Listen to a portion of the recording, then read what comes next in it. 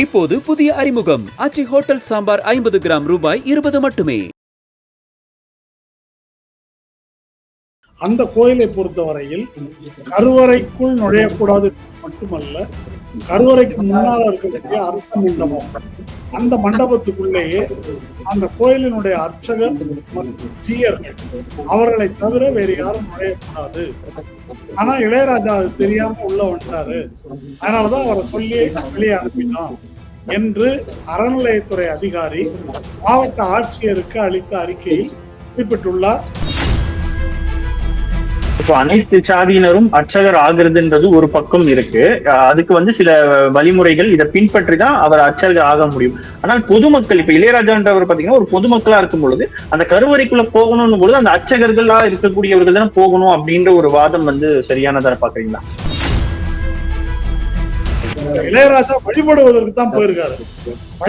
சரி, நீங்க அவங்க சொல்றது போல அதை தாண்டி யாரும் வரமாட்டாங்கன்னு அவர் ஏதோ இசையமை பாசுரமா பாடியிருக்காரு. ரொம்ப நம்பிக்கை உள்ள ஒரு பக்தர். அவர் உள்ளதான் வழிபட்டு போட்டுமே, என்ன இடிஞ்சா போயிடும்.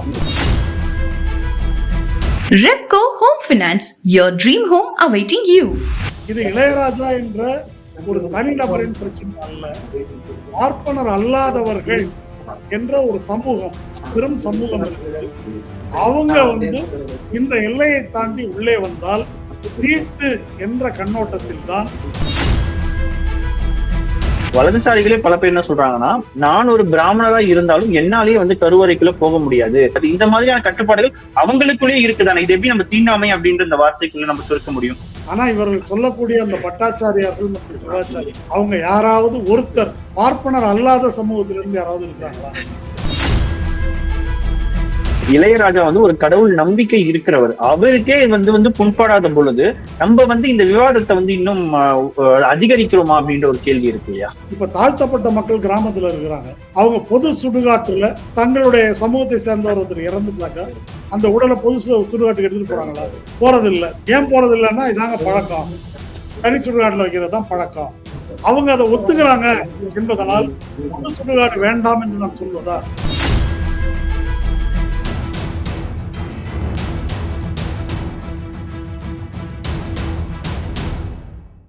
மின்னமலம் நேயர்களுக்கு வணக்கம். நான் விஷால் பொலிவன். இன்றைய சிறப்பு விருந்தினர் இடதுசாரி செயற்பாட்டாளர் தோழர் மருதேன் அவர்கள். தோழர் வணக்கம். வணக்கம் தோழர், இன்று காலையிலிருந்து பாத்தீங்கன்னா இளையராஜா தொடர்பான விஷயங்கள் விவாதிக்கப்படுது. குறிப்பா ஸ்ரீவில்லிபுத்தூர் கோவில்ல அவர் தடுத்து நிறுத்தப்பட்டார், அவர் அவமதிக்கப்பட்டார், இந்த மாதிரியான பல்வேறு விதமான விவாதங்கள் வந்துட்டு இருந்தது. ஆனால் இளையராஜா தரப்புல என்ன சொல்லப்படுதுன்னா, என்னை பத்தி வர்ற வதந்திகள் எல்லாமே போலியானது, யாரும் நம்ப வேண்டாம், எனக்கு சுயமரியாதை இருக்கு, என்னோட சுயமரியாதையை நான் யாருக்காகவும் விட்டு கொடுக்க மாட்டேன் அப்படின்ற ஒரு பதிலையும் சொல்லியிருக்கிறாரு. இளையராஜாவுடைய இந்த ஸ்டேட்மெண்ட்டை நீங்க எப்படி பாக்குறீங்க? அதாவது இந்த வீடியோ வெளிவந்தது மட்டுமல்ல, அறநிலையத்துறை அதிகாரியினுடைய ஒரு விளக்கமும் வெளிவந்திருக்கு. அந்த விளக்கத்துல தெளிவா இந்த வீடியோல நம்ம பார்த்ததுக்கு உரிய விளக்கம் அறநிலையத்துறை அதிகாரி சொன்னதுல இருக்குது. அந்த கோயிலை பொறுத்தவரையில் கருவறைக்குள் நுழையக்கூடாது மட்டுமல்ல, கருவறைக்கு முன்னால் இருக்கக்கூடிய அர்த்த மண்டபம், அந்த மண்டபத்துக்குள்ளேயே அந்த கோயிலினுடைய அர்ச்சகர் மற்றும் ஜீயர்கள் அவர்களை தவிர வேறு யாரும் நுழையக்கூடாது. ஆனா இளையராஜா அது தெரியாம உள்ள வந்துட்டாரு, அதனாலதான் அவரை சொல்லி வெளியே அனுப்பினோம் என்று அறநிலையத்துறை அதிகாரி மாவட்ட ஆட்சியருக்கு அளித்த அறிக்கையில் குறிப்பிட்டுள்ளார். எல்லா பத்திரிகையிலையும் வெளியே வந்திருக்குது. இப்போ அவர் இளையராஜா அவர்கள் சொல்வது போல அங்கு எதுவுமே நடக்கவில்லை என்று சொன்னால் இப்படி ஒரு அறிக்கை வெளியிட வேண்டிய அவசியம் இல்லை. பிரச்சனை என்ன என்று சொன்னால், இளையராஜா தனக்கு ஒரு அவமரியாதை நேர்ந்ததாக கருதவில்லை, அது அவருடைய கருத்து. ஆனா நம்முடைய கருத்து, இது இளையராஜா என்ற ஒரு தனிநபரின் பிரச்சனை அல்ல. பார்ப்பனர் அல்லாதவர்கள் என்ற ஒரு சமூகம், பெரும் சமூகம் இருக்குது. அவங்க இந்த எல்லையை தாண்டி உள்ளே வந்தால் தீட்டு என்ற கண்ணோட்டத்தில் தான் அதற்கு வெளியே நிறுத்தப்படுகிறார்கள். அதனாலதான் அவ்வளவு பதட்டப்பட்டு அவரை வெளியே அனுப்புறாங்க. ஒருவேளை இளையராஜா அவங்களோட உள்ள போயிருந்தாக்கா என்ன கோயில் இடிஞ்சு விழுந்திருக்குமா? எதுவும் நடந்திருக்க போவதில்லை. ஏன் அவ்வளவு பதட்டம் அடைந்து மரபு பழக்க வழக்கம் என்று சொல்லி வெளியேறணும்? சொன்னாக்கா அது அவர்கள் ஆகம விதி என்ற பெயரில், மரபு பழக்க வழக்கம் என்ற பெயரில் காலம் காலமாக கடைபிடித்து வரும் தீண்டாமை கொள்கையினுடைய ஒரு அங்கம். அதனாலதான் நம்ம எதிர்க்கிறோம். அதை பத்தி இளையராஜாவுக்கு கவலை இல்லாமல் இருக்கலாம், நமக்கு கவலை இருக்கு. சார், இப்போ இந்த கருவறைக்குள்ள நுழையிறது அப்படின்ற ஒரு விஷயத்த நம்ம வந்து பல காலமா பேசிக்கிட்டு வரோம். ஆனா குறிப்பா வந்து வலதுசாரிகளே பல பேர் என்ன சொல்றாங்கன்னா, நான் ஒரு பிராமணரா இருந்தாலும் என்னாலேயே வந்து கருவறைக்குள்ள போக முடியாது. வைணவ கோயில்ல பூஜை செய்யக்கூடிய பிராமணர் வந்து சைவ கோயில்ல போக முடியாது. சைவ கோவில்ல இருக்கக்கூடிய பிராமணர் வைணவ கோயிலுக்கே போக முடியாது. இன்னும் சொல்ல போனா வைணவ கோயில்ல இருக்கக்கூடிய ஒரு ஒரு கோவில் சேர்ந்த அர்ச்சகர் வந்து இன்னொரு கோவிலுக்கு வந்து நுழைய முடியாது. இந்த மாதிரியான கட்டுப்பாடுகள் அவங்களுக்குள்ளேயே இருக்குதானே. இது எப்படி நம்ம தீண்டாமை அப்படின்ற இந்த வார்த்தைக்குள்ள நம்ம சுருக்க முடியும்? இந்த அர்ச்சகர் வழக்குல இவங்க திரும்ப திரும்ப இதுதான் பேசிட்டு இருக்கிறாங்க. ஆனா இவர்கள் சொல்லக்கூடிய அந்த பட்டாச்சாரியார்கள் மற்றும் சிவாச்சாரியர்கள் அவங்க யாராவது ஒருத்தர் பார்ப்பனர் அல்லாத சமூகத்திலிருந்து யாராவது இருக்கிறாங்களா? இல்லை. அது பார்ப்பன சாதியினுடைய ஒரு உட்பிரிவு தான். அந்த உட்பிரிவுல தான் அவங்க வர்றாங்க. அதனால நாங்களே போக முடியாது என்று அவர்கள் சொல்வதற்கு அந்த வாதம் அதுக்கு வந்து உள்ளீடே கிடையாது. அதுல எந்த அர்த்தமும் கிடையாது. பார்ப்பன சாதியின் ஒரு உட்பிரிவான பட்டாச்சாரியார்கள் சிவாச்சாரியார்கள் மட்டும்தான் போக முடியும் என்பதுதான் விதி. அதை மறைப்பதற்கு தான் நாங்களே போக முடியாதுன்னு அவங்க சொல்றாங்க. அது ரொம்ப ஒரு சொத்தையான வாதம். அது சொத்தையான வாதம். நம்முடைய கேள்வி என்னன்னு கேட்டா ஒரே ஒரு கேள்விதான்.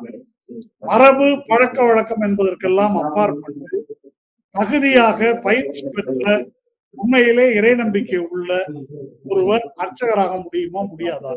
அவர் என்ன ஜாதியை சேர்ந்தவராக இருந்தாலும் என்று நாம் கேட்டாக்கா அவங்களுடைய பதில் முடியாது என்பதுதான். அதுதான் விஷயம். இல்ல, இப்ப தமிழ்நாட்டுல வந்து கிட்டத்தட்ட 70,000க்கும் மேற்பட்ட கோவில்கள் இருக்கு. பல கோவில்கள்ல பிராமணர் இல்லாதவர்கள் தான் வந்து அர்ச்சகர்களா இருக்காங்க அப்படின்றத அவங்களே சொல்றாங்க, வலதுசாரிகளே சொல்றாங்கன்னும் பொழுது இப்ப நீங்க சொல்ற வாதம் வந்து இங்க பொய்யா இருக்கான்ற ஒரு கேள்வி இருக்குல்ல? இல்ல இந்த இந்த ஜாதியை சேர்ந்த பூசாரி தான் இந்த கோயில்ல இருக்கலாம். இந்த ஆகம கோயில்களை பொறுத்த வரைக்கும் பார்ப்பன சாதியின் உட்பிரிவா இருக்கக்கூடிய சிவாச்சாரியார்கள் பட்டாச்சாரியார்கள் தான் இருக்கலாம். இந்த மரபு வந்து பின்பற்றப்படுது.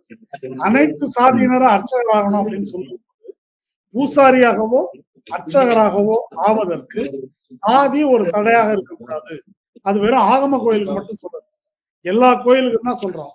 அவங்க சொல்றது என்னன்னு கேட்டா ஆகமம் அல்லாத கோயில்ல யார வேணா போட்டுக்கங்க, ஆனா ஆகம கோயிலுக்குள்ள நீங்க வரக்கூடாது என்பதுதான் அவர்களுடைய வாதம். நீதிமன்றத்தில் அவங்க எடுத்து வைத்திருக்கிற வாதமே அதுதான். அதனால இதுல வந்து பார்ப்பனர்களை நோக்கி மட்டும் செய்யப்படுகின்ற சீர்திருத்தம் அல்ல இது. எல்லா கோயில்லையும் எந்த சாதியை சேர்ந்தவர்களாக இருந்தாலும் தகுதியானவர்கள் அர்ச்சகராகலாம் அப்படின்றதுதான். இந்த திட்டத்தை பிற சாதியினர் எதிர்க்கவில்லை. ஆகம கோயிலை சேர்ந்த பார்ப்பன சிவாச்சாரியார்களும் பட்டாச்சாரியர்களும் தான் சுப்ரீம் கோர்ட் வரைக்கும் போய் எதிர்க்கிறாங்க.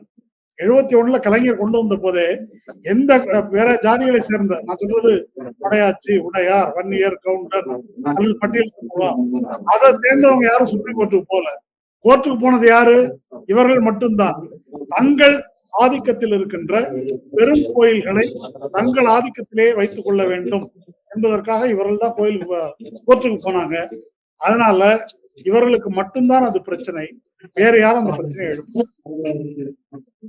இப்போ இந்த விவகாரத்தை நம்ம பார்க்கும் பொழுது இளையராஜா வந்து ஒரு கடவுள் நம்பிக்கை இருக்கிறவர். அவருக்கே வந்து புண்படாத பொழுது நம்ம வந்து இந்த விவாதத்தை வந்து இன்னும் அதிகரிக்கிறோமா அப்படின்ற ஒரு கேள்வி இருக்கு இல்லையா? இல்ல, இந்த வாதம் வந்து ரொம்ப தப்பு.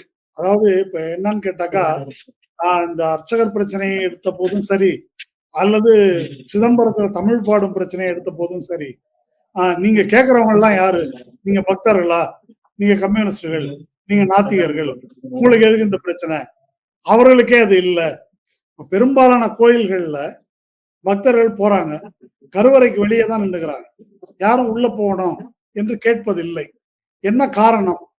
என்ன காரணம்னா அப்படி பழகி இருக்கிறாங்க, இதை தாண்டி போகக்கூடாது என்று பழகி இருக்கிறார்கள். இப்ப தாழ்த்தப்பட்ட மக்கள் கிராமத்துல இருக்கிறாங்க, அவங்க பொது சுடுகாட்டுல தங்களுடைய சமூகத்தை சேர்ந்தவர் ஒருத்தர் இறந்துட்டாக்கா அந்த உடலை பொது சுடுகாட்டுக்கு எடுத்துட்டு போறாங்களா? போறதில்லை. ஏன் போறதில்லை? ஏன் போறதில்லைன்னா இதாங்க பழக்கம், தனி சுடுகாட்டுல வைக்கிறது தான் பழக்கம். அவங்க அதை ஒத்துக்கிறாங்க என்பதனால் பொது சுடுகாடு வேண்டாம் என்று நான் சொல்வதா? தனிக்கோளைக்கு அடங்கி இருக்கிறார்கள் என்பதனால் தனிக்கோளை தொடரலாம் என்று நான் சொல்வதா? மேல்பாதி கோயிலுக்குள்ள அனுமதிக்கவில்லை. யாரோ ஒரு தலித் பையன் வந்து பேசுறாரு, அப்பதான் அந்த பிரச்சனை வருகிறது. அப்ப அதிலிருந்து நாம் என்ன புரிந்து கொள்வது? பெரும்பாலான தலித் மக்கள் இந்த திரௌபதி அம்மன் கோயிலுக்கு போவானான்னு நினைக்கிறாங்க, அதனால அவங்க இருக்கிறாங்க. இப்படித்தான் ஆதிக்க சாதியினர் எல்லா இடத்திலும் வியாக்கியானம் பேசுகிறார்கள். அதற்கு நாம் உடன்பட்டு போக முடியாது. கொஞ்சம் மனசுக்கு கஷ்டமான ஒரு உதாரணம் சொல்றேன். பொள்ளாச்சி பாலியல் வன்முறை நடந்தது. அதுல பாதிக்கப்பட்ட பெண்கள் எல்லாரும் புகார் கொடுத்தாங்களா? எல்லாரும் புகார் கொடுத்தாங்களா? வேறு சிலர் தான் கொடுத்தாங்க. அப்ப பெரும்பாலானவர்கள் கொடுக்கல அப்படின்றதுனால, ஒருவேளை இந்த வெகு சிலரும் கூட கொடுக்கல அப்படின்னு சொன்னா அந்த பிரச்சனையே இல்ல, அவங்களுக்கே பிரச்சனை இல்ல, உங்களுக்கு என்னங்க பிரச்சனை என்று கேட்க முடியுமா என்பதுதான் எனக்கு கேள்வி. இப்போ அனைத்து சாதியினரும் அர்ச்சகர் ஆகுறதுன்றது ஒரு பக்கம் இருக்கு. அதுக்கு வந்து சில வழிமுறைகள் இதை பின்பற்றி தான் அவர் அர்ச்சகர் ஆக முடியும். ஆனால் பொதுமக்கள், இப்ப இளையராஜான்றவர் பாத்தீங்கன்னா ஒரு பொதுமக்களா இருக்கும் பொழுது அந்த கருவறைக்குள்ள போகணும் பொழுது அந்த அர்ச்சகர்களா இருக்கக்கூடியவர்கள் தானே போகணும் அப்படின்ற ஒரு வாதம் வந்து சரியானதா பாக்குறீங்களா? இல்ல, இப்ப அவர் அர்ச்சகர் ஆகணும் அப்படின்றதுக்காக போகலைங்க. இப்ப பழனி கோயில்ல திருப்பணி நடைபெற்ற போது அமைச்சர் சேகர் பாபு கருவறைக்குள்ள கால் வைத்து விட்டார். அதனால அதுக்கு தீட்டு கழிக்கணும் அப்படின்னு கோவை எம்எல்ஏ இருக்காங்கல்ல, வானதி சீனிவாசன், அவங்க இப்படியே அறிக்கை விட்டாங்க. இளையராஜா வழிபடுவதற்கு தான் போயிருக்காரு. வழிபடு சரி, நீங்க அவங்க சொல்றது போல அதை தாண்டி யாரும் வரமாட்டாங்கன்னு. அவர் வந்து ஏதோ இசையமைத்து பாசுரம்லாம் பாடியிருக்காரு, ரொம்ப நம்பிக்கை உள்ள ஒரு பக்தர். அவர் உள்ளதான் வந்து வழிபட்டு போட்டுமே, என்ன இடிஞ்சா போயிரும்? அவ்வளவு அவசரமாக வெளியேற்ற வேண்டிய அவசியம் என்ன? அப்படி அவர்கள் வெளியேற்றுவதற்கு ஒரே ஒரு காரணம், பழக்க வழக்கம், மரபு, இந்த பேச்செல்லாம் வந்து பூசி மெழுகுகின்ற ஒரு வேலை. சபரிமலையில கூட பழக்க வழக்கம்னு சொல்லிட்டு இருந்தாங்க. ஏங்க பெண்கள் போனால் என்ன அப்படின்ன பிறகு வந்தா தீட்டு, பெண்ணுக்கு தீட்டு இருக்கிறதுனாலதான் உடல்ல என்று சொன்னாங்க. அர்ச்சகர் வழக்கிலேயே 1971 கலைஞர் அனைத்து சாதியினர் ஆட்சியை கொண்டு வந்த கூடாதுன்னு சுப்ரீம் கோர்ட் போய் வாதத்துல என்ன சொன்னாங்க? இவங்களை தவிர வேற யாராவது கருவறைக்குள்ளே காலை வைத்தால் தீட்டுப்பட்டு விடும், அதனால சாமிக்கு சக்தி போயிடும், அதுக்கப்புறம் அந்த சிலையை கும்பிட்டு பயன் இல்லை என்பது இந்துக்களின் நம்பிக்கை அப்படின்னு அவங்க வாதிட்டுக்கிறாங்க. 1993 திருவரங்கத்துல கருவறை நுழைவு போராட்டம் நடத்திய போது மக்கள் கலை இலக்கிய கழக சார்பாக கருவறை நுழைவு போராட்டம் அப்படி நடத்திய போது அந்த போராட்டம் உள்ள போனோம், உள்ள போய் அந்த சிலையை தொட்டு விட்டோம். அதனால என்ன செஞ்சாங்க? கோயிலை பூசிட்டு தீட்டு கழிப்பு சடங்கு நடத்தினாங்க. எல்லா பத்திரிகையிலையும் அது தலைப்பு செய்தியா வந்தது. இப்ப பெரியார் அனைத்து சாதியினரும் அர்ச்சகராகணும்லாம் கேட்கல. அவர் நடத்தின போராட்டத்தின் பெயரு கர்ப்ப கிரக நுழைவு கிளர்ச்சி. எதுக்கு நுழையணும்னு சொன்னாங்க? வம்புகள்லாம் இல்ல, அங்க நுழைஞ்சா தீட்டு, இந்த சாதியில் பிறந்தவர்கள் எல்லாம் தீட்டு என்று சொல்லுகிறார்கள். அப்படி சொல்வதை அரசமைப்பு சட்டத்தின் 25வது பிரிவு அதன் மூலம் நியாயப்படுத்துகிறார்கள். அதுக்காக தான் சட்டத்தை கொளுத்தினார், அதுக்காக தான் அந்த போராட்டத்தை அறிவித்தார். பிரச்சனை என்னவென்றால், மக்கள் சமூகத்தில் ஒரு பிரிவினர் பிறப்பால் புனிதமானவர்கள், மற்றவர்கள் பிறப்பால் தீட்டானவர்கள் என்ற கருத்தின் அடிப்படையில் தான் இவங்க சொல்ற பழக்கம் வழக்கம். அதனால நாம எதிர்ப்பது பிறப்பால் தீட்டு என்று கற்பிப்பதைத்தான் நாம் எதிர்க்கிறோம். அது சாதி ரீதியா இருந்தாலும் சரி, அல்லது பெண் இனத்துக்கு எதிராக இருந்தாலும் சரி. இதுதான் விஷயம். இதை தாண்டி நடிகை கஸ்தூரி அவர்கள் ஒரு விஷயத்த சொல்லியிருந்தாங்க. என்னன்னா, இது இளையராஜாவே வந்து ஒரு கடவுள், அவரே வந்து ஒரு கோவில், கருவறைக்குள்ள வந்து அர்ச்சகர் தவிர வேறு எந்த சாதியினரும் போக முடியாது அப்படின்ற ஒரு விஷயத்த வந்து அவங்க சொல்லியிருக்காங்க. இதை எப்படி பாக்குறீங்க? ஒரே பாயிண்ட் தாங்க. அர்ச்சகர்கள் என்ன சாதி? அதான் என்னுடைய கேள்வி. அர்ச்சகர்கள்ல ஒரு கவுண்டர், ஒரு படையாச்சி, ஒரு முதலியாரு, ஒரு தேவர், ஒரு கல்லறை காட்டுங்க. அர்ச்சகர் எல்லாரும் பார்ப்பனர்கள் தானே. பார்ப்பனர்கள் மட்டும்தான் அர்ச்சகர் ஆக முடியும். அர்ச்சகர்னு என்ன தனியா இருக்குது? அப்ப அங்க தகுதி அல்ல, சிறப்பு தான் அடிப்படை. அதுதான் நம்முடைய கேள்வி, மட்டும்தான் நம்முடைய கேள்வி. அதை மறுப்பதற்கான பேச்சு. இளையராஜா அவங்களுக்கு கடவுள்னா அது அவங்களுக்கு, அது அவங்களுக்கு பிரச்சனை இல்லை. நந்தனை கூட கடவுள்னு தான் சொல்றாங்க, நெருப்பு வச்சு கொளுத்திட்டு இல்லையா? ஆனா அது பொருள் இல்ல. இங்க பாருங்க, இளையராஜா இருக்கிற ஊர்ல பண்ணைப்புறத்துல நான் சொல்வது 98ஆம் ஆண்டு பண்ணைப்புறத்துல தனி தேநீர் குவளை இளையராஜா பிரபல இசையமைப்பாளர் இருக்கும்போது அவங்க சமூகத்தினருக்கு அந்த டீ கடை அங்க வந்து தனி குவளை தான் இருந்துச்சு. அதை இளையராஜா கேட்கல, அவரு கேட்கலன்றதுனால நம்மளும் கேட்காம இருக்க முடியுமா? இதெல்லாம் என்ன வாதம்? அது போலதான் இந்த வாதம் இருக்கு. இதோட இறுதிய ஒரு கேள்வி ஏன்னா, இப்ப அரசாங்க தரப்புல இருந்து என்ன மாதிரியான நடவடிக்கை எடுக்கணும்னு நினைக்கிறீங்க? ஏன்னா ஏற்கனவே வந்து அர்ச்சகர், அனைத்து சாதியினரும் அர்ச்சகர் அப்படின்ற ஒரு விஷயத்த கொண்டு வந்தாங்க. அது வந்து இப்போ சுப்ரீம் கோர்ட்ல வந்து வழக்கா போயிட்டு இருக்குன்னு போது, இப்போ இளையராஜா மாதிரி பல பேரும் வந்து பாத்தீங்கன்னா கருவறைக்குள்ள போக முடியாத சூழல் இருக்கும்போது அரசாங்கம் எந்த மாதிரியான நடவடிக்கை எடுக்கணும்னு நினைக்கிறீங்க? அரசாங்கம் வந்து ஸ்டாலின் வந்து பதவியேற்ற உடனே 2021 ஆகஸ்ட் 14ஆம் தேதி அன்னைக்கு அனைத்து சாதி அர்ச்சகர் என்ற அடிப்படையில பதவியேற்ற 100வது நாள்ல நியமனம் செய்த உடனே ஹைகோர்ட்ல 20க்கும் மேற்பட்ட வழக்குகள் போட்டாங்க. அந்த வழக்குகளில் அறநிலையத்துறையினுடைய ஊழியர் நியமன விதிகள் கோவில் பணியாளர்கள் மற்றவர்களுக்கு பொருந்தும், ஆனால் அர்ச்சகர்களுக்கு பொருந்தாது. எங்களுக்கு ஆகம விதிதான் பொருந்தும், எங்களுக்கு அப்பாயின்மெண்ட்டுக்கு வயது கிடையாது, ரிட்டையர்மெண்ட்டுக்கு வயது கிடையாது, இதெல்லாம் கோர்ட்ல ஆர்கியூ பண்ணாங்க. இதையெல்லாம் நீதிமன்றம் ஏற்றுக்கொண்டு ஒரு உத்தரவு போட்டது. அந்த உத்தரவுக்கு எதிராக மேல்முறையீடு செய்ய அறநிலையத்துறை தவறிவிட்டது. அதன் விளைவாகத்தான் இன்றைக்கு இந்த வழக்கு சுப்ரீம் கோர்ட்டுக்கு போயிருக்கு.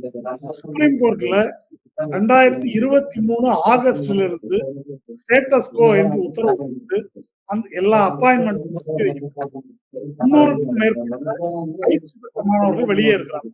ஆனால் இதுவரைக்கும் ஒரு ஆண்டுக்கும் மேலாக அந்த வழக்கு விசாரணைக்கு வரல. அது குறித்து அமைச்சர் சேகர் பாபுவோ அறநிலையத்துறையோ உரிய முயற்சி எடுத்துக்கொள்ளவில்லை. இது என்னுடைய விமர்சனம். இந்த முயற்சி எடுத்துக்கொள்ள வேண்டும். இப்ப ஸ்ரீவில்லிபுத்தூர் நடைபெற்றிருக்கிற சம்பவம் அறநிலையத்துறையினுடைய கண்ணை திறக்க வேண்டும். இந்த மாதிரி சம்பவம் நடக்காம இருக்கணும்னாக்கா நீங்க அந்த கேஸ் நடத்தணும். அந்த வழக்கில் வெற்றி பெறுவதற்கான எல்லா வாய்ப்புகளும் இருக்குது. சபரிமலை தீர்ப்பு, உச்ச நீதிமன்ற தீர்ப்பு, தீண்டாமை என்பது பட்டியல் வகுப்பாருக்கு எதிரானது மட்டுமல்ல. எங்கே புனிதம் தீட்டு என்ற கருத்து இருக்கிறதோ, தீட்டின் அடிப்படையில் பெண்ணை நிறுத்தினாலும் அது தீண்டாமை தான் இருக்கு. அப்போ அனைத்து சாதி அர்ச்சகர் நியமனத்தை தடுப்பது ஒரு தீண்டாமை குற்றம் என்று வாதாடி வெற்றி பெறுவதற்கான வாய்ப்பு இருக்குது.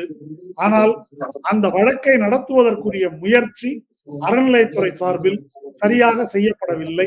அதை செய்யணும் என்பதுதான் நம்முடைய கோரிக்கை. அரசின் கொள்கை ஒரு விதமா இருந்தாலும் அறநிலையத்துறையும் சரி, அதை இம்ப்ளிமெண்ட் பண்ற இடத்துல வந்து சில தவறுகள் நடக்குது இல்லையா? ஆமா, தொடர்ந்து நடக்குது. 21ல இருந்து 3 வருஷமா நடக்குது. 3 ஆண்டுகளாக பல வழக்குகளில் தோற்றுக் கொண்டிருப்பதற்கு காரணம் அறநிலையத்துறை. அது குறித்து முதல்வர் தனி கவனம் செலுத்தி சிறப்பாக விசாரணை நடத்த வேண்டும். உச்ச நீதிமன்றத்தில் இந்த வழக்கு வெல்ல வேண்டும் என்றால் முதல்வர் அப்படி தலையிட்டு விசாரணை மேற்கொண்டால் முடியும். அறநிலையத்துறை அதிகாரிகளுக்கு அப்படி ஒரு அக்கறை இருப்பதா எனக்கு தெரியும். நிச்சயமா தொடர்ந்து பேசுவோம். மின்னம்பலம் நேயர்களுக்காக பல்வேறு கேள்விகளுக்கு மிக ஆழமாக பதில் தந்தமைக்கு நன்றி. நன்றி. இப்போது புதிய அறிமுகம் ஆச்சி ஹோட்டல் சாம்பார் 50 கிராம் ரூபாய் 20 மட்டுமே. Repco Home Finance, your dream home awaiting you. மின்னம்பலம்.com தமிழின் முதல் மொபைல் பத்திரிகை.